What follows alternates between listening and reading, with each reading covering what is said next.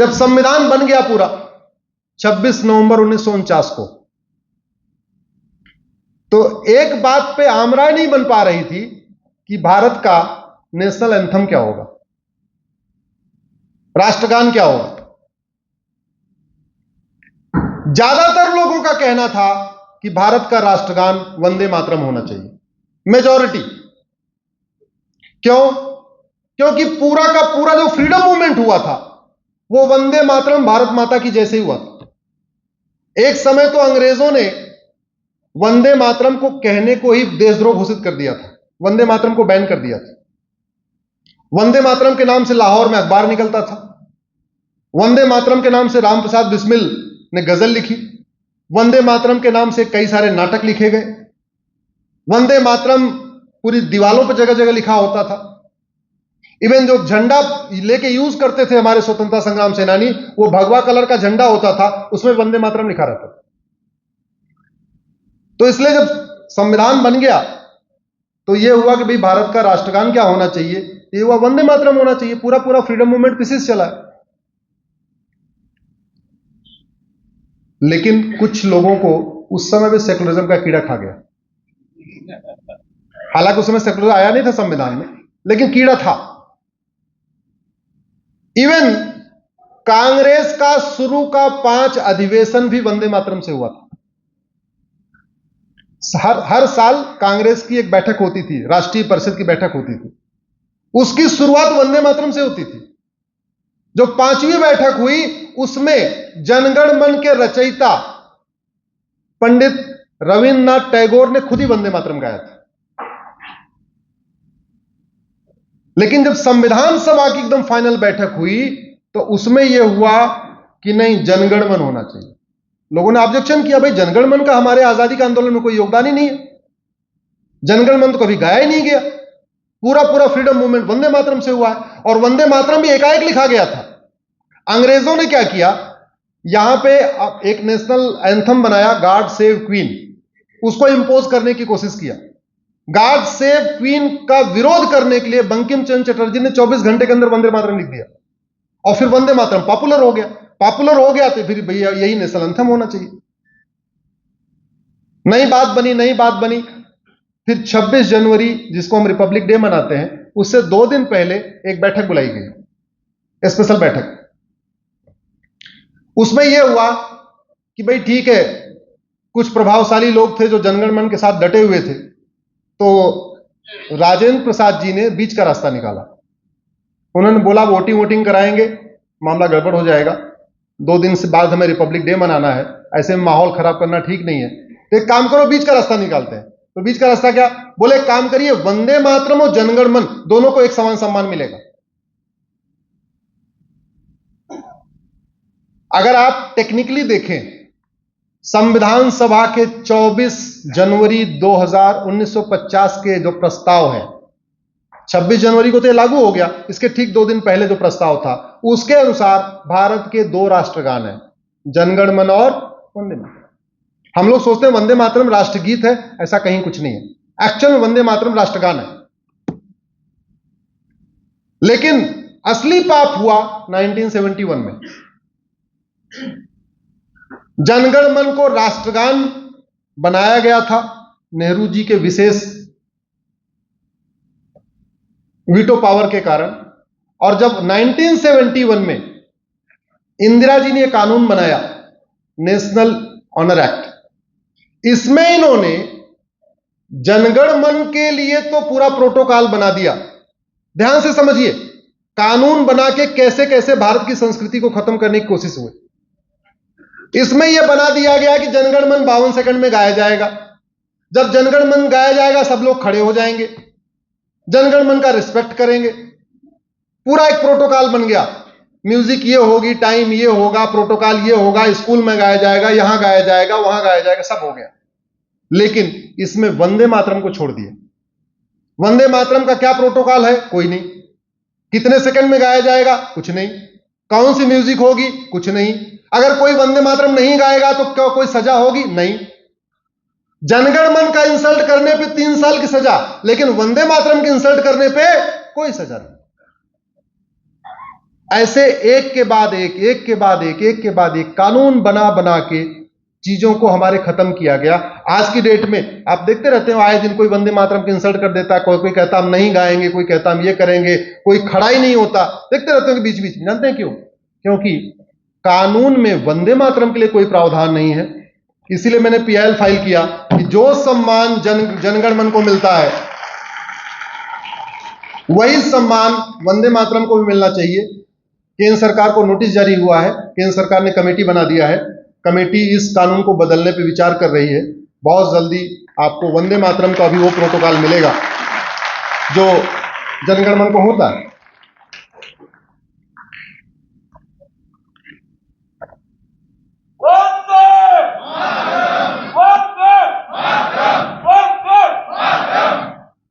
आप में से कितने लोगों के रिलेटिव कहीं भारत के बाहर रहते हैं? जरा हाथ खड़ा करिए।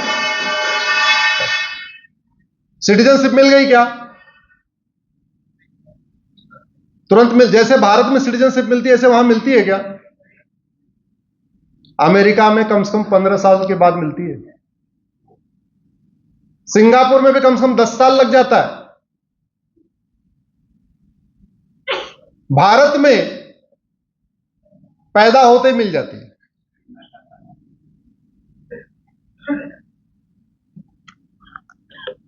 भारत का संविधान कहता है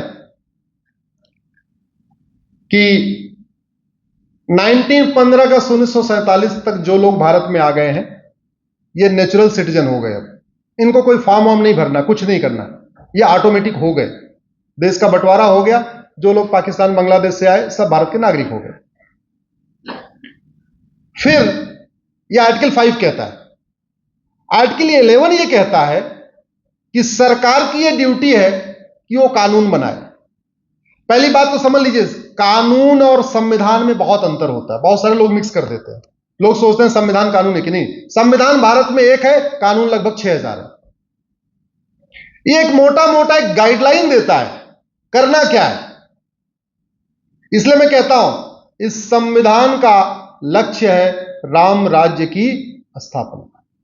और राम राज्य का मतलब धर्म की, जोर से बोलिए, धर्म की, अधर्म का, प्राणियों में, विश्व का। ये भारत का संविधान भी यही कहता है, सरकार की ड्यूटी है ऐसे कार्य करे जिससे धर्म की, ऐसे कठोर कानून बनाए जिससे अधर्म का, ऐसी शिक्षा व्यवस्था लागू करे जिससे प्राणियों में, और इस तरीके के नियम नीतियां बनाए, इकोनॉमिक पॉलिसीज बनाए और भी पॉलिसीज बनाए जिससे विश्व का।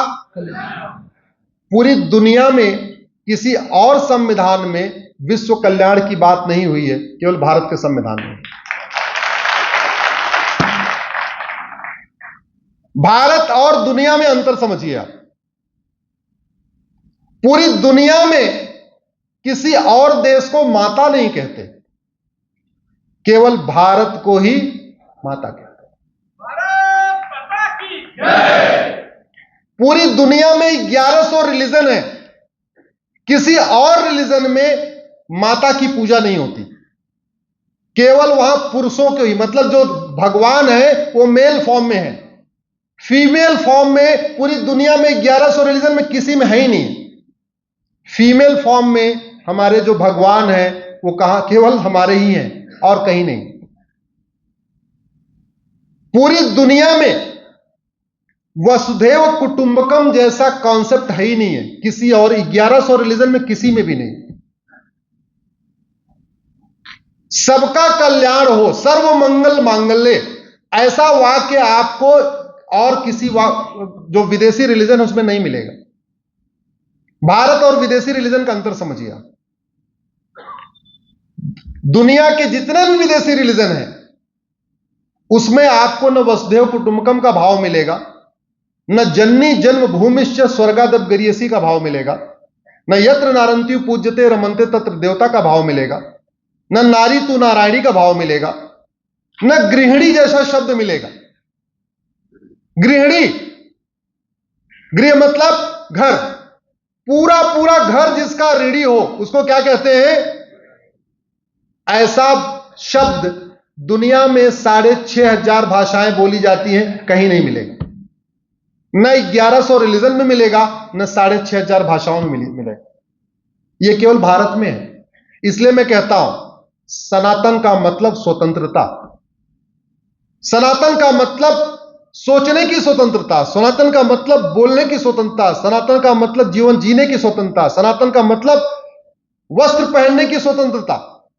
सब कुछ स्वतंत्रता केवल भारत में मिलती है। आप अपनी पसंद से भोजन करिए, अपनी पसंद से वस्त्र पहनिए, अपनी पसंद से दिनचर्या रखिए। आप आस्तिक हैं तो भी सनातन, नास्तिक हैं तो भी सनातनी। आप शंकर की पूजा करिए, विष्णु की पूजा करिए, देवी की पूजिए, गणेश जी की करिए, जिसकी भी करते, किसी भी करिए, कोई रोक टोक है नहीं। यह सनातन, हमारा जो सनातन धर्म है, इतनी ये स्वतंत्रता देता है। दुर्भाग्यवश ये सिकुड़ रहा है। मैं आपके महाराष्ट्र का देख रहा था। आपके अहिल्याबाई नगर की डेमोग्राफी बदल रही है, अकोला की डेमोग्राफी बदल रही है, अमरावती की डेमोग्राफी बदल रही है, वीड और भंडारा की डेमोग्राफी बदल रही है, बुल्हाना और चंद्रपुर की डेमोग्राफी बदल रही है, धुले गढ़चिरौली की डेमोग्राफी बदल रही है, गोंडिया हिंगोली की डेमोग्राफी बदल रही है, जलगांव जालना की डेमोग्राफी बदल रही है, कोल्हापुर लातूर की डेमोग्राफी बदल रही है, नागपुर नांदेड़ नासिक की भी डेमोग्राफी बदल रही है, आपके पुणे की भी डेमोग्राफी बदल रही है। डेमोग्राफी बदलने का जो खतरा केवल इतना है, वसुधैव कुटुंबकम की भावना कम हो रही है,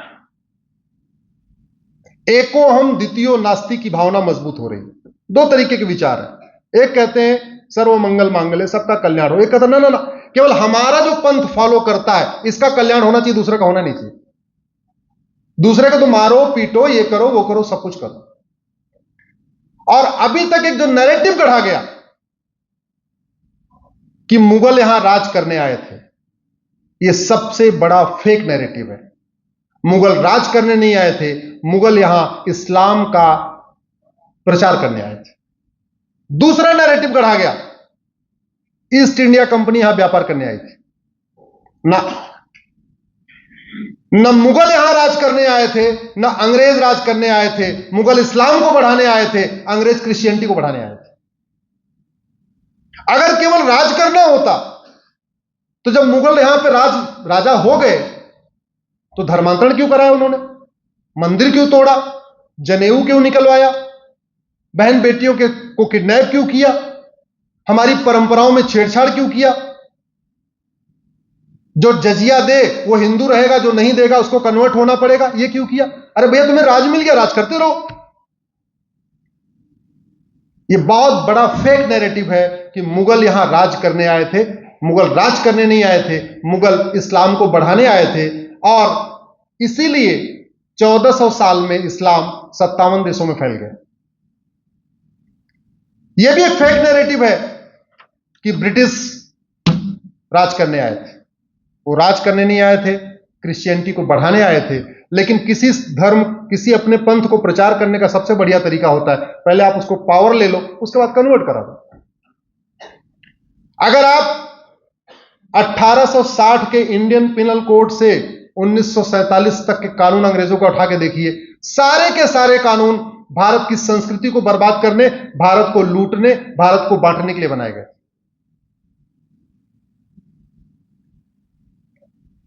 1860 में इंडियन पिनल कोड बन गया, 1861 में पुलिस एक्ट बन गया। उसके बाद जो उन्होंने तीसरा कानून बनाया था 1863 में, मठ मंदिरों को कंट्रोल करने वाला कानून। 1894 में उन्होंने लैंड एक्विजिशन एक्ट बनाया और इस जमीन में डेवलपमेंट के नाम से जमीन एक्वायर कर करके सारी की सारी जमीनें चर्च और मिशनरीज को दे दिया, उठा के। पूरे देश में जितनी सिविल लाइन बनी है वो सिविल लाइन 1894 के लैंड एक्विजिशन एक्ट से बनी हुई है। इस देश में चर्च को इस्टेब्लिश किया उन्होंने, मिशनरीज को इस्टेब्लिश किया। और दुख इस बात का है कि जो कन्वर्जन मुगलों के टाइम में हुआ, जो कन्वर्जन अंग्रेजों के टाइम में हुआ, वो कन्वर्जन खत्म हुआ क्या? जोर से बोलिए जरा। खत्म हुआ नहीं। शिवाजी महाराज ने कन्वर्जन रोकने के लिए इतना बड़ा बलिदान किया और हमारे शासकों ने कन्वर्जन रोकने के लिए कठोर कानून नहीं बनाया। और जो कानून है भी उसको भी इंप्लीमेंट नहीं कर रहे हैं।